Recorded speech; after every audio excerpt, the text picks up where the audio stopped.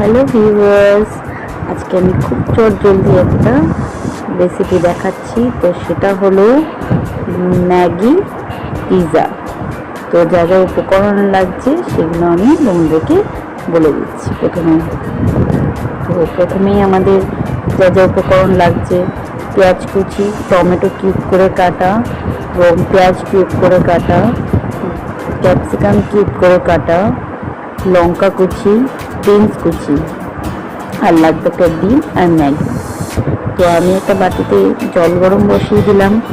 এবার আমি ওর মধ্যে বিনস কুচিগুলো দিয়ে দেবো এবং তারপরে ম্যাগিটা দিয়ে বয়েল করে নেব। নর্মাল প্রসেস যেটা আমরা ম্যাগি করি, তো নর্মাল প্রসেসেই আমরা ওটা করব। তো ওর মধ্যে শুধু একটু গোলমরিচ আর একটু নুন দিয়ে দেবো শুধু বিনসের জন্য। তো সেটা দিয়ে ম্যাগিটাকে আমরা রেডি করলাম। এবার এর মধ্যে দিয়ে দেবো ম্যাগি দিয়ে দিলাম। এবার এর মধ্যে ম্যাগি মশলাটাও দিয়ে দেবো। তো দিয়ে যেরকম নর্মালি ম্যাগি হতে সময় লাগে, তো ম্যাগিটা আমরা রেডি করে নেব। তো ম্যাগি রেডি হতে যেটুকুনি সময় লাগবে। তো আমাদের ম্যাগি অলমোস্ট রেডি হয়ে যাবে।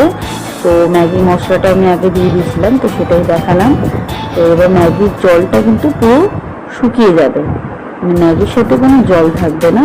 আর ম্যাগিটাকে একদম ভালোভাবে বয়েল করবো, একটু ঠিকঠাক মোটামুটি একটু শক্ত মতন থাকবে।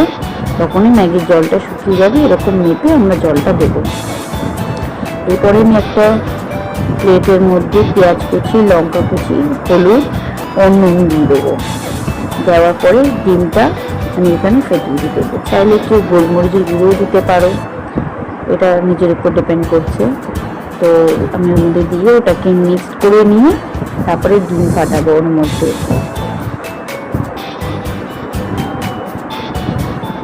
তো আমি এটা মিক্সড করে নিচ্ছি। এবার আমি এর মধ্যে একটা ডিম ফাটিয়ে দেবো।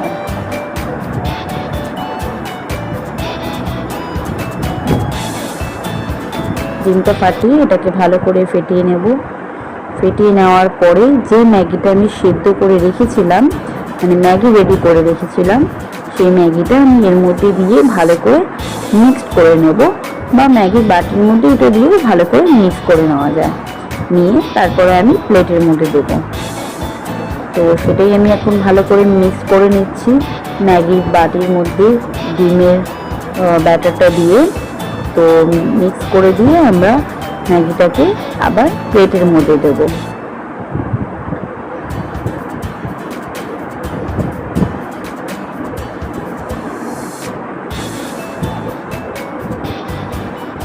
এটাকে ভালো করে মিক্স করে নিলাম।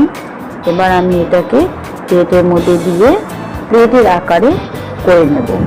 এবার প্লেটের আকারে করে নেওয়ার একটাই সুবিধে, যে যখন আমি এটা চাটুর উপরে দেবো, তো চাটুতেই ভাজবো আমি, তখন তার সুবিধা হবে, আকারটা এরকমই রাউন্ড হবে। তো চাটু আমি বসিয়ে দিয়েছি। চাটুর মধ্যে তেল দেবো। তেলটা যার যেরকম, যে সর্ষের তেল হোক বা সাদা তেল হোক, সে সেরকমই দিতে পারো, অসুবিধা নেই। তো ওটা গরম হয়ে গেছে চাটুটা। আমরা এবার আমি আস্তে করে ম্যাগিটাকে প্লেট সমেত আস্তে করে ছেড়ে দেবো চাটুর উপরে। তো ওটা দিয়ে দিলাম। এবার দিয়ে একটু হালকা হালকা করে খুন্তি দিয়ে চেপে দিয়ে সাইডটাকে সাইড দিয়ে একটু ঠিকঠাক করে নেব। এবার এটা এক সাইড একটু ভালোভাবে হয়ে গেলে আমি একবারেই উল্টে নেব। তো দেখবো নিচটা বেশি কালার যাতে না হয়, বেশি পুড়ে না যায়। তো এই পিঠটা এবার এই উপরের সাইডটা দিয়ে আমি খুন্তি দিয়ে হালকা হালকা করে চেপে দেবো। তো আমার ওই সাইডটা কাঁচা থাকতে থাকতেই একটা সাইড হয়ে গেল। এবার এই সাইডটাতেই আমি সব রকম দিয়ে দেবো। এবার এর মধ্যে কেউ পিৎজা সসও দিতে পারো, কেউ টমেটো সসও দিতে পারো। তো আমি এখানে টমেটো সস ইউজ করছি।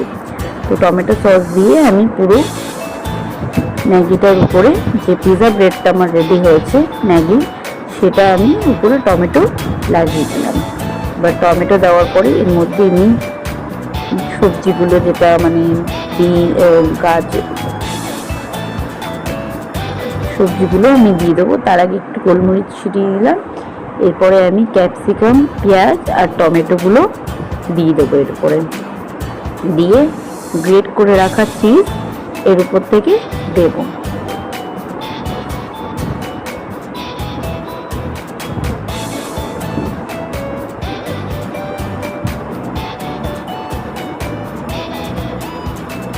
এরপর এর উপর থেকে গ্রেট করে রাখা চিজগুলো আমি দিয়ে দেবো।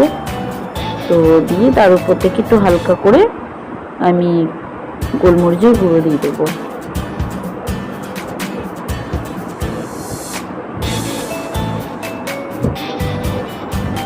এবার দিয়ে এর উপরে আমি একটা কোনো ঢাকনা বা থালা যেটা হোক, মানে এর উপর থেকে আমি দিয়ে এটাকে বয়েল মানে সে হতে দেবো। যেহেতু এটা মাইক্রোওভেনে হচ্ছে না, তো সেহেতু এটা ওভেনেই হচ্ছে, তো ওভেনে আমি এই প্রসেসটাই অ্যাপ্লাই করবো। তো অ্যাপ্লাই করার পরে আমি কিছু মিনিট যাবে, আমার এক সাইডে ম্যাগিটাও হয়ে যাবে এবং আমার চিজটা এবং মেল্ট হয়ে যাবে, প্লাস আমার সবজিগুলো মধ্যে দিয়ে হয়ে যাবে। তো এটা অলমোস্ট রেডি, তোমরা দেখতেই পাচ্ছ খুবই সুন্দর কালার হয়েছে।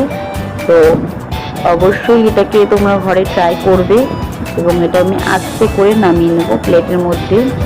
আর যদি আমার ভিডিওটা ভালো লেগে থাকে তো চ্যানেলটাকে অবশ্যই লাইক এবং সাবস্ক্রাইব করবেন।